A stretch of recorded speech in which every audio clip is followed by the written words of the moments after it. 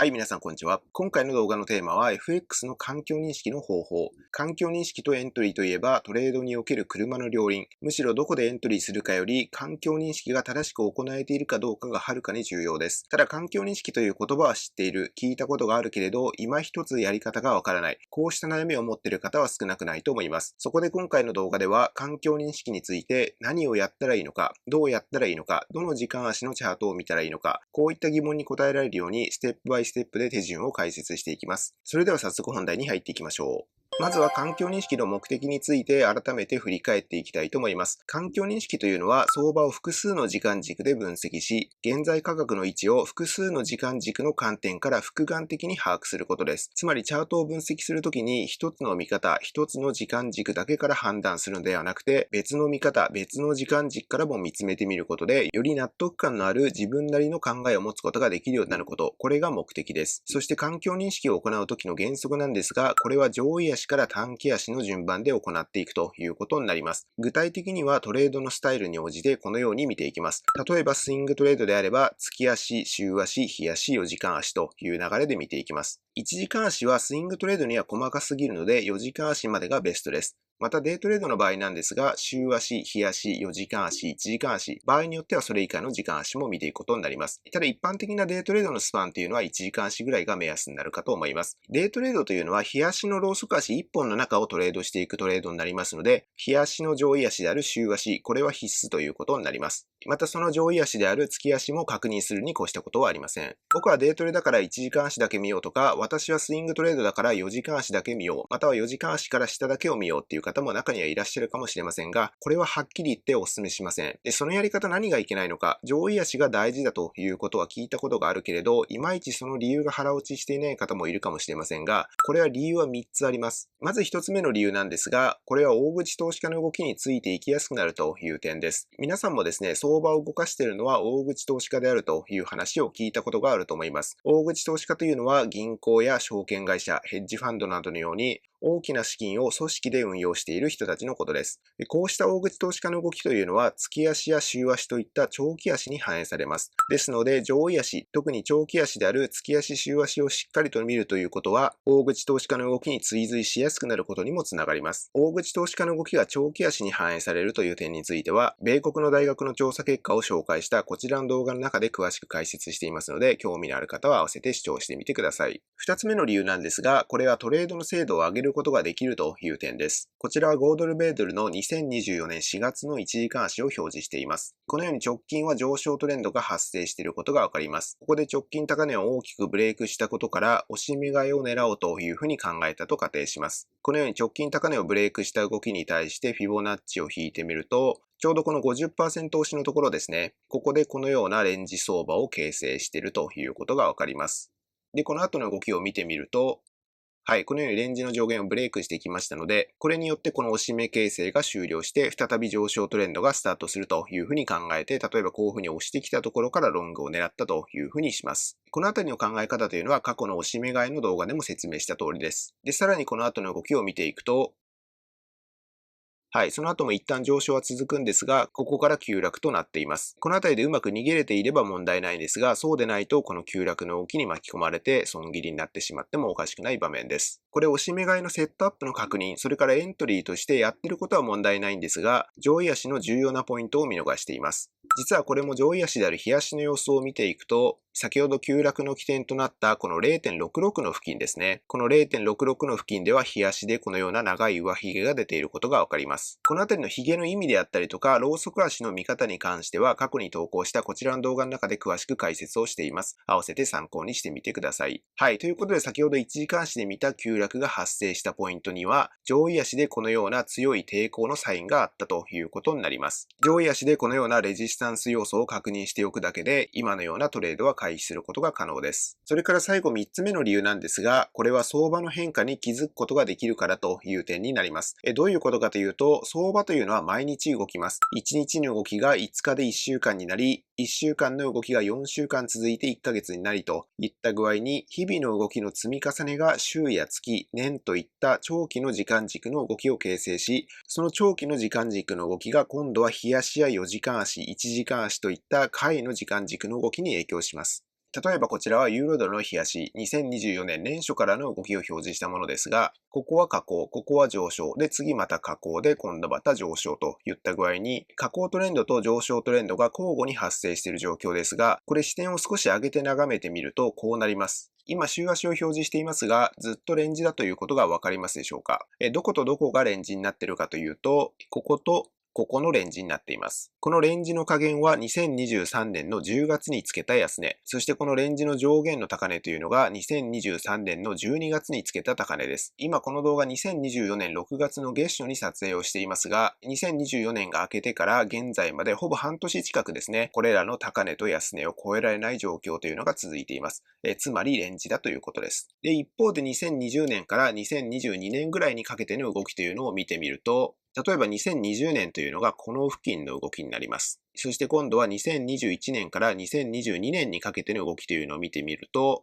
このような形で同じ週足を表示してるんですけども、2020年コロナが発生した直後の年ですね。それから2021年から2022年にかけての約2年間の動きに関して見ると、このように週足レベルで見て大きなトレンドが発生した年だったということがわかります。それに比べてみると、この2024年からの動きというのはだいぶ値動きが小さいということがわかると思います。2024年以降は先ほど見たようにレンジ相場となっていますから、2020年から2022年にかけてのような大きなトレンドは発生していないということになります。このようにですね、特定の時間軸のチャートしか見ていないと、こうした相場の変化に気づくことができません。本来レンジ相場でレンジ戦略を取らないといけないところをトレンドフォローでひたすらトレードしていると、なんか最近うまくいかない。で、何か見落としてるのかもしれないということで、こうした相場の環境変化に気づくことができればいいですが、そうではなくて自分の手法に疑いを持ち始めたら危険なシグナルです。それではここからは環境認識の手順についてステップバイステップで解説をしていきたいと思います。今回は環境認識で最低限抑えないといけない4つのポイントをもとに説明をしていきます。その4つというのがトレンド相場とレンジ相場の見極め、サポートレジスタンス要素の確認、目線の確認、トレンドの進展具合の確認の4つです。これを各時間軸で行っていくことで、冒頭説明したような現在価格の位置を把握していきます。まずは月足から見ていきましょう。今回はダウ理論と移動平均線だけで見ていきます。まずダウ理論を見るためにスイングハイローを表示します。このインジケーターに関しては概要欄に使い方の動画と合わせてリンクを貼っておきますので参考にしてみてください。それから移動平均線に関しては 20SMA を表示しています。違う期間の移動平均線を使っているという方も今回の内容を参考にしてみてください。月足の直近の動きを見るとレンジになっていることがわかります。どこからどこまでのレンジかというと、ちょうどこのスイングローとこのスイングハイを更新できずに横ばいの状態が続いています。ですので、ここからここまでがレンジ相場ということになります。月足のレンジですね、このような青の平行線で示しておきたいと思います。このレンジの上限下限というのは、そのままサポートレジスタンス要素にもなりますので、月足では2つ目のポイントは終了です。続いて目線の確認なんですが、直近はレンジになっていますので、レンジになっているということが分かっていれば問題ありません。ただ、より長期のスパンで眺めてみると、このような下降トレンドになっているということがわかります。現在のこのレンジ相場というのは、この直近で最後の安値を更新したこの流れの戻り目でレンジを築いているというふうに見ることもできます。それから最後の4番目、トレンドの進展具合ですが、ここに関しては現在レンジ相場なので不要です。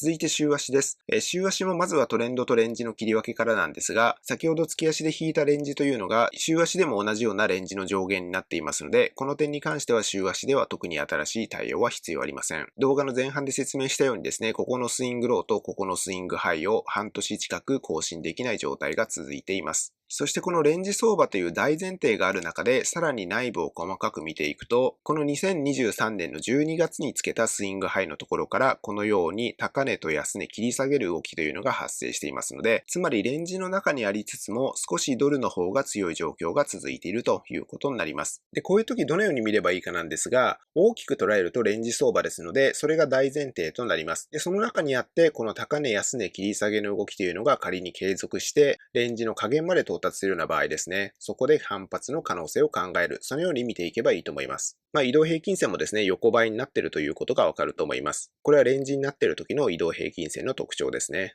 続いてサポートレジスタンス要素なんですが、先ほど引いたレンジの上限下限はもちろんなんですが、少しチャートを引きで眺めてみると、このレンジの上限の外側に位置しているここのスイングハイですね。ここが戻り高値になっています。ですので、ここは強いレジスタンスの候補として考えることができますので、このあたりラインを1本引いておきたいと思います。続いてはここのスイングハイですね。ここのスイングハイも直近のスイングローを崩した起点の高値ということですので、将来レジスタンスとして機能する可能性がありますので、ここにもラインを1本引いておきたいと思います。続いて目線なんですが、これもレンジ相場ですので、大枠ではレンジ相場が継続中。その中で高値安値切り下げる状況が続いており、ややドルが優位な状況であるということが分かればいいと思います。最後4つ目のトレンドの進展具合なんですが、これも週足レベルでは今回は考える必要はありません。続いて日足の様子です。2024年の4月の半ばぐらいから、このように高値と安値を切り上げる上昇トレンドが発生しています。あくまで月足週足で見たレンジの中という限定範囲ですが、直近はこのような上昇トレンドが発生しています。移動平均線も傾き上に向いていますので、買いが優勢な場面というふうに言うことができます。次、サポートレジスタンス要素の確認です。少し前まではここのスイングハイが戻り高値だったんですが、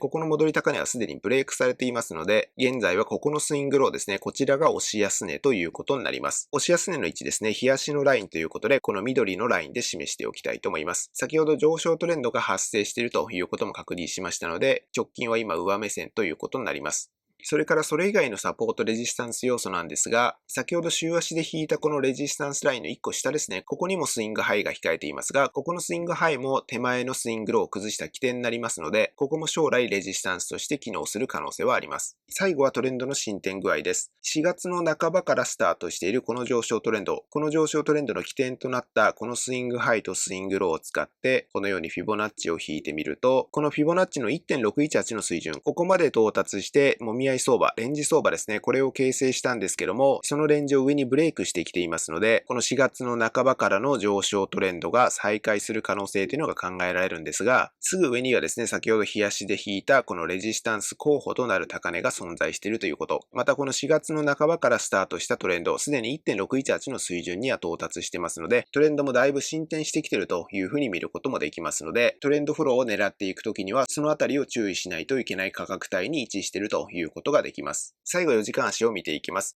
まずトレンドとレンジの切り分けですが、これはご覧いただいてわかる通りですね、直近は上昇トレンドが発生しています。少しスイングハイローのラベルがごちゃごちゃしていますので、表示を切り替えたいと思います。